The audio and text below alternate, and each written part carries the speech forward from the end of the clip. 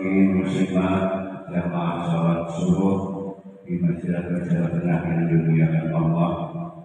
Alhamdulillah, alhamdulillah, kita bersama-sama terus memuji dan bersyukur kepada Allah Subhanahu wa Ta'ala karena pada pagi hari ini kita diizinkan, kita ditakdirkan bisa menjalankan sholat subuh secara berjamaah di Masjid Jawa Tengah ini dengan ikhlas, dengan ringan kaki dan tangan. Mudah-mudahan ini menjadi kelengkapan kita di dalam memuliakan bulan suci Ramadan, bulan penuh rahmat, bulan penuh maghfirah, dan insyaallah kita akan dibebaskan dari api neraka. Amin. Salam kita mendengar berbagi Rasulullah Muhammad Sallallahu Alaihi Wasallam. Semoga dan kita dimudahkan oleh Allah dan telah diberikan kita bersama-sama mendapatkan syafaat dari beliau. Amin Allahumma amin. Amin. Masyaallah muslimin Allah. Yang mendapat amanat untuk terus bersama mutola'ah supaya ibadah puasa kita bisa sesuai paling tidak mendekati apa yang diajarkan oleh Rasulullah oleh Al-Quran dan oleh Rasulullah Sallallahu Alaihi Wasallam. Apa saja makna dan hikmah dari kehadiran bulan suci Ramadan? Yakin ini bukan hal yang baru karena setiap tahun kita sudah mendengar ini.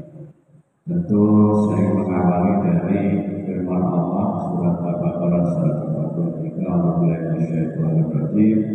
Ya ayyuhalladzina amanu kutiba 'alaikumus shiyamu kama kutiba 'alal ladzina min qablikum la'allakum tattaqun. Wahai orang-orang yang beriman, diwajibkan bagi kamu sekalian menjalankan ibadah puasa sebagaimana diwajibkan pada umat-umat terdahulu agar kamu sekalian menjadi hamba-hamba Allah yang bertakwa. Bapak sekalian, ayat ini diawali dengan sapaan ya ayyuhalladzina amanu, wahai orang-orang yang beriman. Kalau kita pahami secara sederhana, ini artinya yang disapa, yang diperintah, yang diajak bicara oleh Allah atau mukhatabnya adalah hamba-hambanya yang beriman.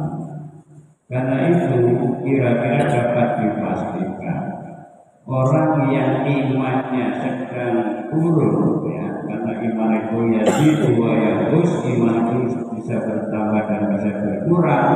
Ketika imannya sedang pada titik nol, maka dia akan merasa berat untuk menjalankan ibadah puasa. Sampai-sampai Allah harus menyebut kama kutiba 'alal ladzina min qablikum. Hamba-hambaku, umat-umat sebelum kalian semua juga sudah aku wajibkan untuk menjalankan ibadah puasa. Ini supaya kita punya gambaran ternyata Allah mewajibkan puasa pada kita semua itu bukan hanya untuk kita, tapi umat-umat terdahulu juga sudah diwajibkan. Tujuannya apa? La'allakum tattaqun, agar kalian bertakwa kepada Allah. Dan rumusannya ini menggunakan redaksi fi'il mudhari. Fi'il mudhari la'allakum tattaqun, agar kalian semua sekarang dan seterusnya itu menjadi hamba-hamba yang bertakwa kepada Allah. Karena di dalam fi'il mudhari ini ada kandungan istimrar tajaddud, sustainability update, untuk terus-menerus bertakwa kepada Allah. Karena apa? Karena iman itu bisa bertambah, bisa berkurang, maka kadar ketakwaan kita juga bisa bertambah, bisa berkurang. Kalau amal ibadah kita berkurang, maka kualitas ketakwaan kita juga berkurang. Alhamdulillah menjadi. Oleh karena itu melalui ibadah puasa ini kita semua berharap ibadah kita akan diterima oleh Allah dan kita menjadi hamba-hamba hamba yang bertakwa kepada Allah. Yang kedua Bapak sekalian, ibadah puasa ini ibadah yang tadi Pak Imam kita salah satunya mengutip kam min fi'atin qalilatin ghalabat fi'atan katsiran biidznillah. Kalian yang jumlahnya sedikit itu bisa memenangi peperangan yang lebih besar. Ayat ini menggambarkan dulu zaman Rasulullah ketika beliau memimpin perang Badar, di mana umat Islam jumlahnya 313 bisa mengalahkan pasukan kafir Quraisy pada saat itu jumlahnya 1000, tetapi menang. Nah, yang menarik adalah Bapak sekalian, ketika Rasulullah dan para sahabat itu pulang dari peperangan ini, beliau mengatakan kunna narji'u min jihadil asghar ila jihadil akbar. Kita ini teman-teman sekalian, para sahabat-sahabatku, pulang dari perang kecil menuju perang besar. Para sahabat merasa ya Rasulullah, gimana kita disuruh perang kecil? Kita ini 1 lawan 3, 313 lawan 1000 dan kita menang kok dibilang sebagai perang kecil.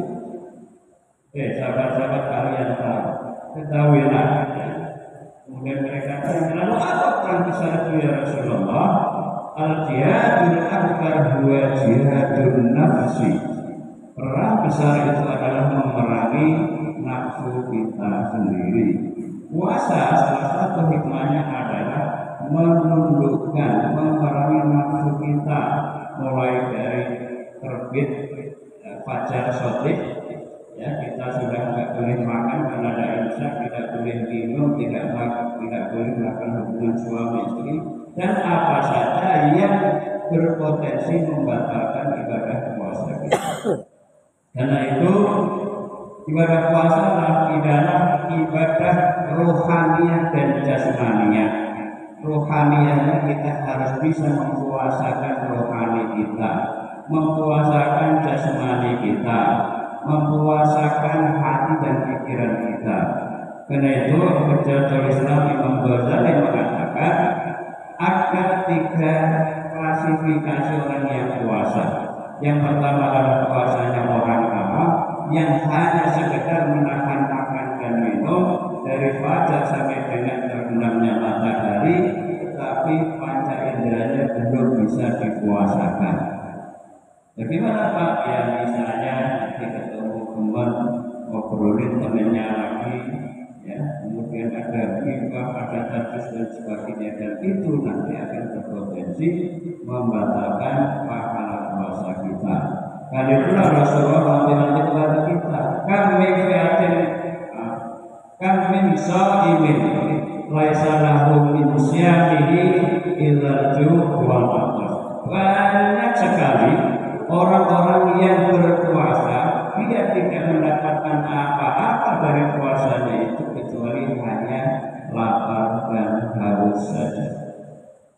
Cuma sekalian, karena keterbatasan waktu, saya ingin melengkapi supaya kita punya pemahaman akan kualitas ibadah puasa kita. Ada satu dawuh dari Rasulullah Sallallahu Alaihi Wasallam riwayat dari sahabat Abu Hurairah. An Abi Hurairah qala Rasulullah Sallallahu Alaihi Wasallam, kullu amali bani Adam lahu. Ini riwayatnya banyak. Ada yang mengatakan bisa pakai ila mi'atin dhikrin, dengan kelipatan pahala. Ya. Jadi saya langsung terjemahkan saja karena waktunya pendek. Seluruh amal perbuatan anak Adam itu untuk mereka dengan kelipatan pahala 7 sampai 100 kali lipat, kecuali ibadah puasa. Kata Allah, as-sawmuli wa ana ajzibi. Ibadah puasa itu untuk aku, kata Allah, dan aku yang akan membalasnya secara langsung. Maka dalam hadis ini juga disebutkan bagi orang yang puasa itu punya dua kebahagiaan. Kebahagiaan yang pertama adalah indah iftori, ketika kita berbuka setiap sore setiap maghrib, dan juga berbuka ketika kita mengakhiri puasa 1 bulan penuh. Ini ada satu kebahagiaan. Tentu yang bisa dan mampu merasakan kebahagiaan itu adalah orang yang puasa. Ibu sekalian, kita bisa merasakan kalau pandangan nanti siang puasa itu melihat air putih saja, itu rasanya luar biasa. Apalagi melihat es dawet, apalagi melihat es dawet dan sebagainya, masya Allah. Karena sejujurnya air putih saja sudah luar biasa. Itu karena apa? Karena itu menjadi kebahagiaan. Nah, kemudian yang kedua adalah ketika kita indah liqa'i rabbi, Allah menjanjikan kepada hamba-hamba kita semua yang menjalani ibadah puasa ini nanti akan bisa berjumpa langsung dengan Allah Subhanahu wa Ta'ala.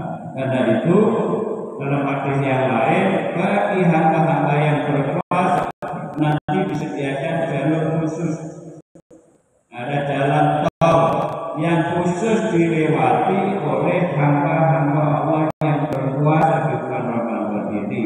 Begitu orang-orang yang puasa bulan Ramadan sudah lewat, pintu ini ditutup. Yang nggak puasa itu tidak diperkenakan melalui pintu langsung masuk surga. Ini disebut dengan babul rayyan, dengan pintu rayyan. Kemudian hadis ini berikutnya, dan sekalian,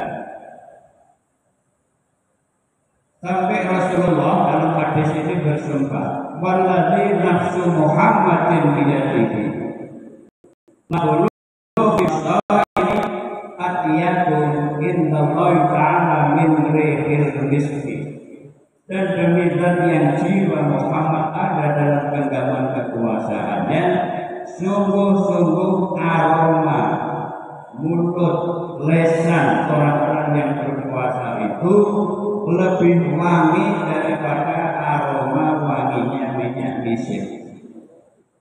Sering orang yang mengartikan minyak kasturi. Memang ini minyak tidak ada di Perancis, dan ini adanya di Timur Tengah. Tetapi minyak ini aslinya mahal, luas sekalian. Anda bisa coba cek yang ori, bibitnya itu 1 gram saja mungkin sekarang sampai 500.000. Luas sekalian yang dimuliakan Allah. Kenapa Allah menggambarkan bahwa lesan orang yang berpuasa itu lebih wangi, lebih harum di hadapan Allah daripada wanginya minyak misik? Itu karena ini gambaran sosok orang yang puasa dan mampu mempuasakan lisannya. Sampai-sampai ini yang harus kita perhatikan ketika kita berpuasa, maka kalau kita tidak bisa membaca Al-Quran, tidak bisa membaca kitab atau kegiatan-kegiatan katalis dan ilmu yang lain, maka lebih baik digunakan untuk tidur. Maka ada hadis Rasulullah, naumusok ini ibadah, tidurnya orang yang berpuasa itu dihitung sebagai ibadah kalau dimaksudkan untuk menghindari hal-hal yang tidak baik, untuk menghindari omongan-omongan yang tidak penting yang nanti akan berakibat untuk bisa membatalkan pahala ibadah puasa kita itu sendiri. Buat kalian, ini beberapa hal yang penting. Oleh karena itu mari kita tata niat kita, karena ibadah kita puasa ini ibadah yang betul-betul menguji kesabaran, meningkatkan rasa kasih sayang, meningkatkan kelembutan, agar kita bisa mengendalikan lisan kita yang sekarang sudah bergeser mengendalikan tangan-tangan kita yang selalu bernyanyi lewat iPad HP kita. Jangan sampai kita membuat kalimat-kalimat yang tidak bagus, meskipun lisan kita nggak ngomong, tetapi tangan-tangan kita. Jadi kalau Allah menegaskan dalam surat Yasin, al-yawma nakhtimu ala afwahihim wa tukallimuna aydihim wa tashhadu arjuluhum bima kanu yaksibun. Pada hari itu aku akhiri lisan mereka. Lisan kita nggak ngomong, tapi pindah menjadi jari-jari. Patukan wibuna aydihim, dan tangan-tangannya akan bernyanyi. Kalau kepolisian ya mencari jejak seseorang itu pakai sidik jari. Itu artinya apa? Jari-jari kita sudah bisa berbicara. Watasyhadu arjuluhum, dan kaki-kaki mereka yang akan menjadi saksi bima kanu yaksibun, atas apa yang mereka kerjakan. Mudah-mudahan sekalian kepada kita diterima oleh Allah dan kita menjadi hamba-hamba Allah yang terus meningkat takwa kita. Amin Allahumma amin. Bismillahirrahmanirrahim. Rabbana taqabbal minna sholatana wa siyamana wa qiyamana wa qira'atana wa i'tikafana wa tabarrukana wa tafassana wa tamim takhirana ya arhamar rahimin. Allahumma innaka afuwwun karim. Allahumma innaka afuwwun karim. Allahumma innaka tuhibbul afwa ya karim. Rabbana taqabbal minna innaka tas-sami'ul 'alim wa ya maulana innaka at-tawwabur rahim. Rabbana atina fid dunya hasanah wa fil akhirati hasanah wa qina adzabannar wa qina jannata ma'al abrar ya aziz ya ghafur ya rabbal alamin. Demikian, lebihnya mohon maaf bila ada terkait orang benar. Usikum menasih kita bahwa wassalamualaikum warahmatullahi